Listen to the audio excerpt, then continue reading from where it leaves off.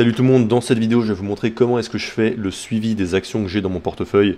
Donc je vais faire là l'exemple concrètement en direct sur Meta. Donc là j'ai pas regardé les résultats avant, donc comme ça je vais faire d'une pierre deux coups, mon suivi et ma vidéo. Et pourquoi Meta? Parce que c'est ma plus grosse position, ça fait plus de 40% de mon portefeuille. Et donc c'est l'action que je dois suivre en priorité, les autres sont secondaires à côté. Donc je dois quand même vérifier que la boîte s'écroule pas.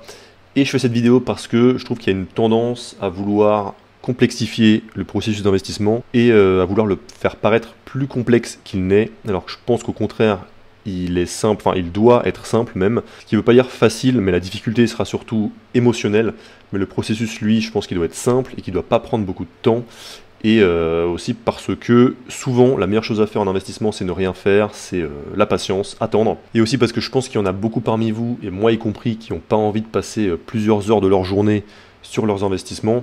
C'est quelque chose qu'on a de secondaire. On a une activité principale qui nous rapporte de l'argent, on a ensuite d'autres activités, je sais pas, des loisirs, etc., qui sont importantes dans notre vie, et l'investissement c'est un moyen de faire fructifier l'argent qu'on a gagné, et donc c'est quelque chose qu'on fait, quelque chose qui est secondaire, quelque chose qu'on fait à côté pour s'enrichir à long terme, et donc je pense que ça ne doit pas prendre une part conséquente de notre vie. Et cette tendance à vouloir complexifier, je pense qu'elle vient du fait que pour beaucoup de gens, ça donne une bonne image de montrer qu'on fait des choses compliquées, qu'on est occupé, qu'on y passe du temps, etc. Mais c'est pas ça qui donne des résultats.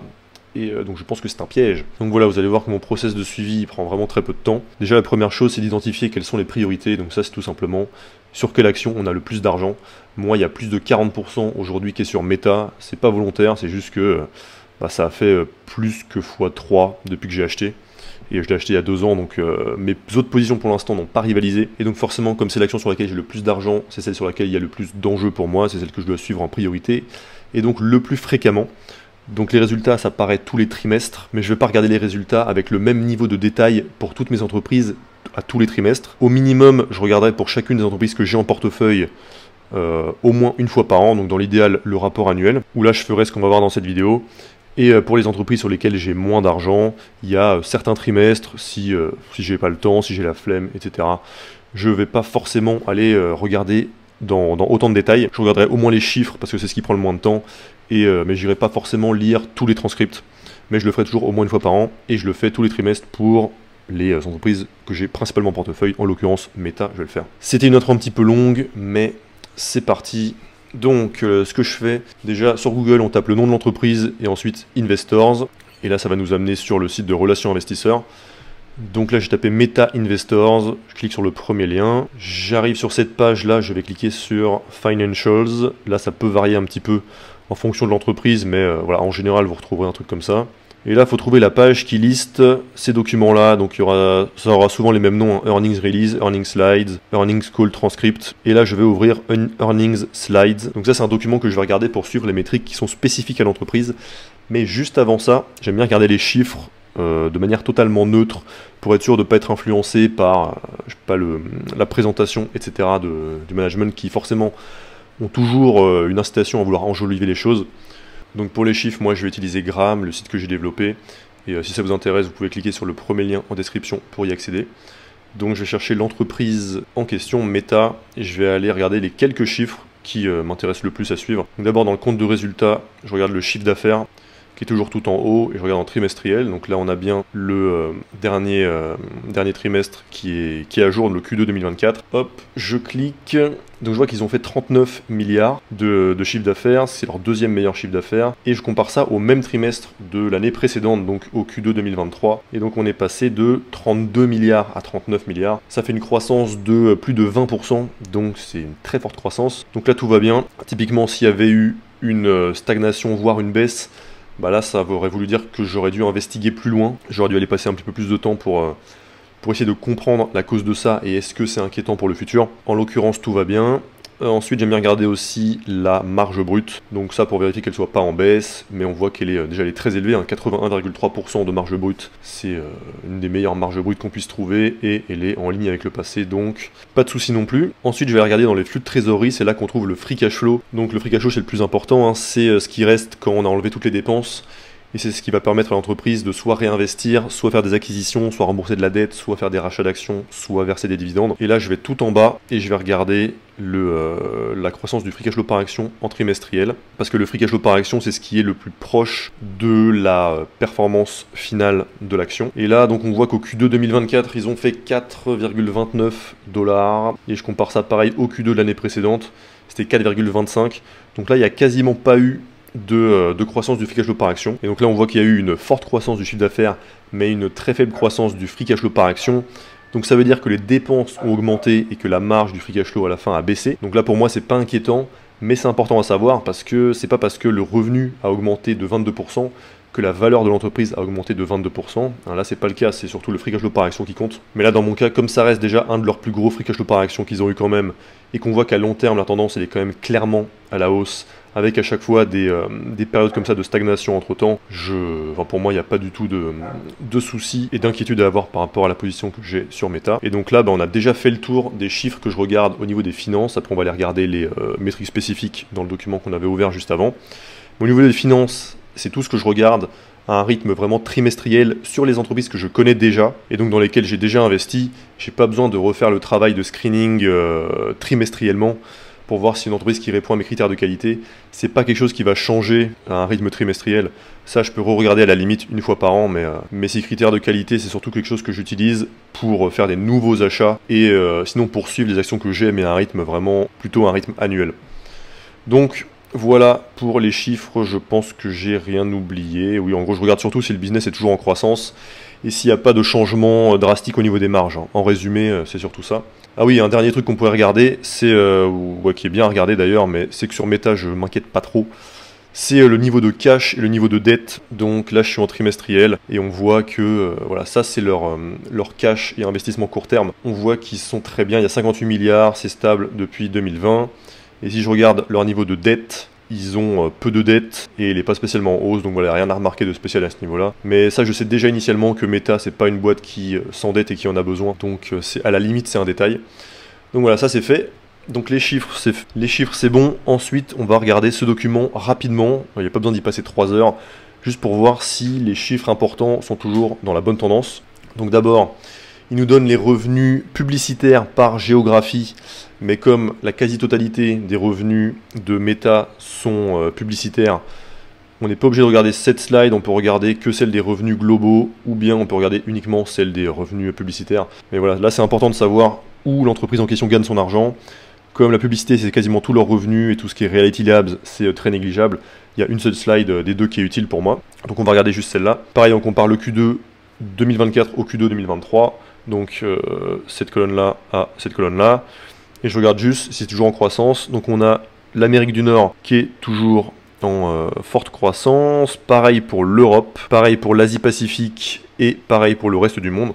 Donc voilà, cette slide, c'est déjà tout vu. Ensuite, je passe celle-là, donc revenus par segment. Et donc là, on en revient au point précédent. On sait que Meta, c'est quasiment que des revenus sur la publicité, sur les applications.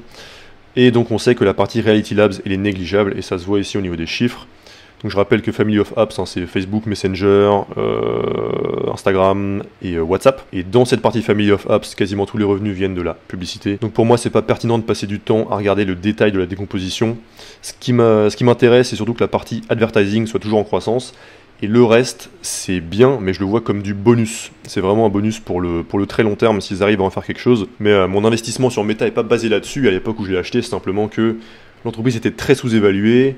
Ils auraient pu virer totalement le Reality Labs, d'autres sources de revenus, même avec que la partie advertising, c'était toujours très sous-évalué. Donc voilà, là pareil, ça me donne pas beaucoup plus d'informations utiles, c'est juste intéressant de savoir dans quelle direction va cette partie Reality Labs, et pour l'instant, on voit que la direction, elle est plutôt plate, quoi, plutôt neutre. Donc voilà, je descends, et là il nous donne le bénéfice ou perte opérationnelle par segment, mais pareil, cette partie-là, elle me sert pas tellement puisque on a regardé juste avant dans les chiffres le free cash flow par action et la marge du free cash flow. Donc ça fait un petit peu doublon. Je m'en sers pas vraiment. Après, il nous donne les dépenses en pourcentage du revenu. Ça, c'est intéressant à regarder. Pour moi, ce qui est important surtout, c'est que le cost of revenue, il soit pas en forte hausse. On voit qu'ici, il est de 19%, et donc c'est en ligne avec ce qu'il y a eu par le passé. Et le cost of revenue, c'est la différence entre le chiffre d'affaires et la marge brute ou la grosse margin qu'on a vu tout à l'heure. Donc c'est une partie de dépense qui est assez peu compressible et qui est très liée à la nature du business model de l'entreprise. Donc c'est embêtant par exemple sur des entreprises comme PayPal où la grosse margin elle est passée de je sais plus 65 à 40%, quelque chose comme ça. Là on est à 81. Donc voilà, je regarde ça et ensuite je regarde aussi si les dépenses de marketing et sales et générales et administratives sont assez faibles et pas trop en hausse. Et donc là c'est le cas, hein. On voit qu'en marketing sales c'est toujours 7% et c'est plutôt dans le bas de ce qu'il y a eu par le passé. Et générale administrative aussi, on est plutôt dans le bas. Et la partie recherche et développement, c'est la partie pour laquelle ça me dérange le moins que ce soit élevé, puisque c'est la partie qui va permettre d'innover, de créer des nouveaux produits, des meilleurs produits, etc. Et donc de générer de la croissance. Et là on voit que comme le reste, il n'y a pas grand chose à conclure, il n'y a rien de particulier.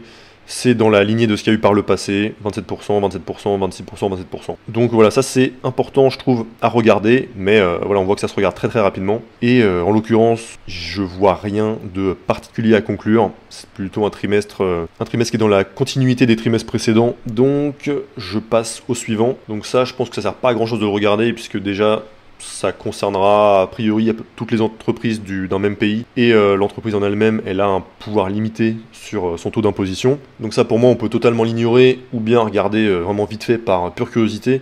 Donc là on voit que le tax rate il est à 11%, le plus bas depuis au moins 2 ans. Le truc qui m'étonne, je vois pas comment une même entreprise à 2 ans d'écart peut passer de 24% de tax rate à 11%. La seule info que j'ai là-dessus, que j'avais lu il y a quelques trimestres sur Meta, c'est qu'apparemment ils ont des baisses de tax rate en fonction de la performance de l'action. Ce que je trouve un peu bizarre comme concept, mais du coup c'est probable que ce soit ça la cause, quoi. Mais du coup je trouve ça bizarre parce qu'il y a un petit côté prophétie autoréalisatrice. C'est-à-dire que quand l'entreprise je sais pas, a des résultats décevants ou qui inquiètent les gens, etc., le cours de bourse s'effondre, le tax rate augmente et donc ça entrave encore le free cash flow, ce qui peut inquiéter encore plus les investisseurs. Donc voilà, je trouve ça bizarre, à moins que j'ai mal compris quelque chose. Si quelqu'un a plus d'infos là-dessus, n'hésitez pas à me mettre en commentaire. Mais voilà, globalement, ce sujet-là, ça vaut pas le coup de s'y attarder, d'après moi.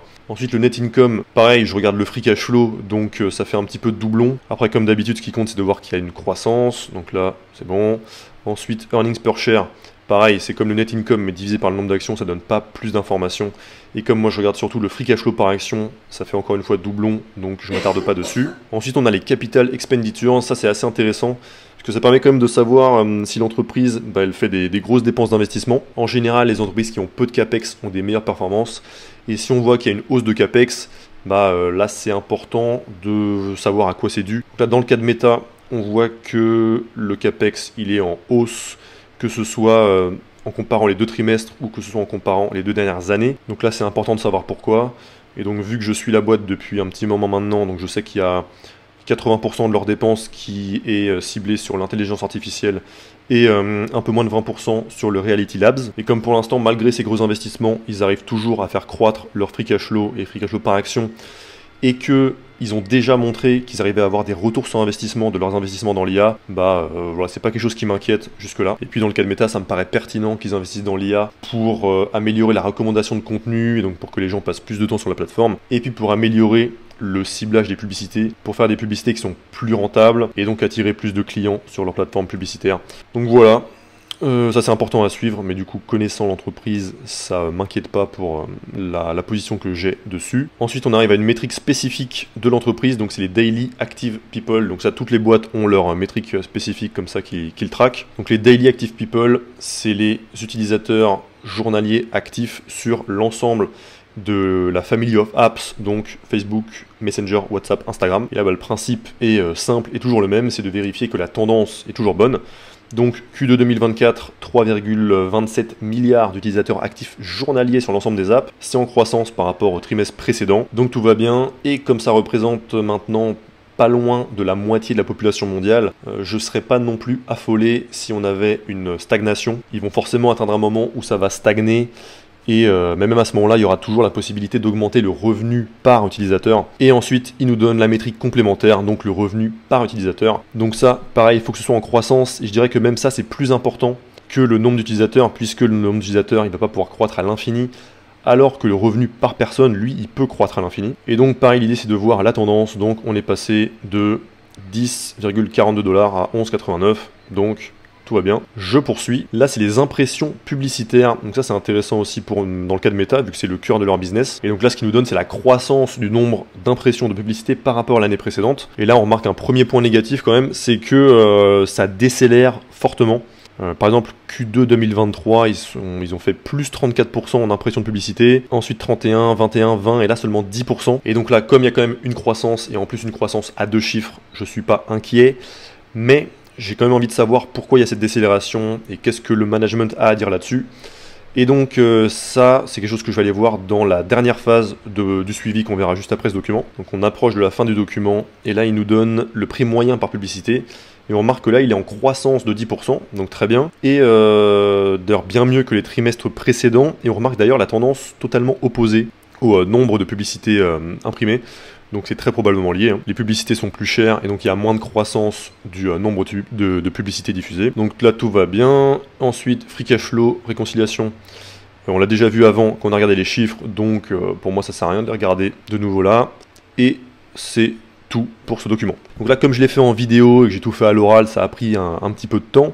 Mais voilà, quand je le fais en vrai, je regarde quelques secondes les slides qui m'intéressent. Et donc ça, la plupart du temps, quand c'est une boîte que je connais, ça va me prendre simplement quelques minutes. Hein. Donc c'est quelques minutes par trimestre. C'est vraiment pas très contraignant. Donc maintenant, on a regardé les chiffres, les finances. Ensuite, on a regardé les métriques spécifiques de la boîte. Il reste une dernière chose que là je fais pas à chaque trimestre pour chaque boîte que j'ai parce que ça prend un petit peu plus de temps, ça prend pas non plus beaucoup de temps, hein, mais plus que ce qu'on vient de faire, c'est d'aller lire le transcript, donc là où le management s'exprime et où il y a ensuite des questions d'analystes et donc le management y répond. Donc pour ça j'utilise aussi Graham où pour la plupart des boîtes il y a un onglet transcript avec tous les transcripts des 3 dernières années. Donc ça c'est quelque chose que je vais lire au moins une fois par an pour chaque entreprise que j'ai en portefeuille, sachant que j'ai un portefeuille qui est assez concentré, hein, ce serait pas possible si j'en avais 30-40. Et justement si je veux pas avoir un portefeuille trop diversifié, c'est en partie parce que je veux être capable d'avoir une vision, comme une compréhension globale de toutes les entreprises dans lesquelles je suis investi. Je pense que si tu en as 40-50, tu en as forcément, à un moment donné, tu sais même plus quel est leur business model, je pense. Et ensuite, au niveau des trimestres, je vais privilégier là où j'ai le plus d'argent. Donc Meta, par exemple, c'est l'entreprise sur laquelle j'ai le plus d'argent. En plus, j'avais pas regardé le transcript du Q1 2024, j'avais regardé celui du Q4 2023. Donc là, je sais que je vais lire celui du Q2. Et ensuite, pour les entreprises sur lesquelles j'ai moins d'argent, je vais le faire soit simplement parce que j'ai juste envie de lire sur l'entreprise par curiosité, si j'ai plus de temps libre à ce moment-là pour ça et que c'est ce que j'ai envie de faire tout simplement. Ou bien par exemple si je vois que suite au résultat, il y a eu une grosse réaction du marché, donc soit une forte hausse, soit une forte baisse. Voilà, dans ce cas-là, il y a des chances que je me dise que j'ai envie de comprendre pourquoi. Et donc souvent les réponses, on peut les trouver dans le transcript. Et c'est d'ailleurs aussi souvent dans le transcript qu'on peut voir est-ce que c'était rationnel ou non. Donc voilà, et quand on n'a jamais lu un transcript, ça peut faire peur. Moi j'ai lu mon premier en 2022. Avant, j'avais absolument même pas connaissance que ça existait, hein, ce genre de document. Et j'avais peur que ce soit terriblement ennuyeux. Mais étonnamment, ça l'est pas du tout, je trouve. Et en fait, c'est hyper intéressant. On apprend plein de trucs. Et pour moi, je vois ça comme un équivalent de lire un article ou un livre. Et donc au final, je trouve que c'est même agréable. Et ça paraît long, mais c'est pas si long. Déjà, les 2 premiers paragraphes, ils servent toujours à rien. C'est du blabla légal. Ensuite, là, il y a le CEO qui s'exprime. Donc là, en l'occurrence, Mark Zuckerberg. Je trouve que c'est le plus intéressant. Donc à la limite, voilà, si t'as pas le temps, tu peux juste lire le premier blabla du CEO. Au moins il t'explique un peu la vision, la direction de la boîte et tout. Donc c'est la longueur d'un article, hein, ça se lit assez vite. Après, t'as en général le directeur financier qui parle. Et ensuite, il y a des questions des analystes. Donc ça c'est aussi intéressant. Et donc vous voyez la longueur, ça donne ça. Je pense qu'à la première vue comme ça, on peut se dire que c'est long et qu'on va avoir la flemme de lire ça. Mais moi je vois ça comme lire un livre. Je trouve que c'est aussi intéressant, enfin, pour moi c'est vraiment une alternative à lire un livre. C'est juste une autre manière d'apprendre que peu de gens connaissent et peu de gens utilisent. Mais au final, enfin, la longueur totale, ça revient à peut-être deux pages d'un livre. Et si on fait ça seulement une fois tous les 3 mois, voire une fois par an, voilà, je trouve que ça prend franchement très peu de temps. Donc je pense que cette vidéo a été un petit peu longue, mais si je résume rapidement le process, étape 1, je regarde la direction dans laquelle vont les finances. Donc pour ça, je regarde principalement l'évolution du chiffre d'affaires, l'évolution des marges et l'évolution du free cash flow. Une fois que j'ai fait ça, ça prend quelques minutes à peine. Ensuite, je vais ouvrir le document sur le site de l'entreprise pour regarder la tendance des métriques spécifiques de l'entreprise. Par exemple, pour Meta, le nombre d'utilisateurs. Donc ça, c'est pareil, je regarde juste si ça continue à aller dans le bon sens. Donc ça prend aussi quelques minutes. Et ensuite, la 3e et dernière étape, qui est celle qui prend le plus de temps, et qui peut prendre en fonction des vitesses de lecture entre 30 minutes, 1 heure, 2 heures, mais c'est aussi là où on apprend le plus de choses. Et donc moi, la manière dont je le vois et dont je conseille de le voir, c'est de le voir comme une partie de notre éducation.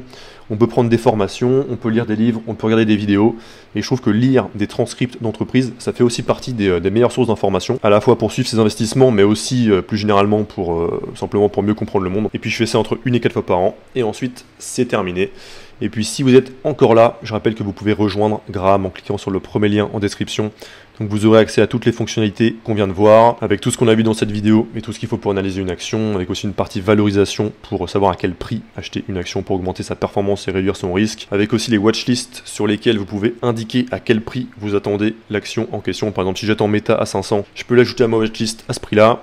L'onglet Super Investisseur pour suivre les portefeuilles des plus grands investisseurs qui battent le marché. Aussi la partie Super Stocks qui liste toutes les entreprises qui répondent à mes 6 critères de qualité. Et puis la communauté privée sur laquelle vous pouvez discuter d'investissement avec les autres membres et moi. Et on se retrouve pour la prochaine vidéo. A plus!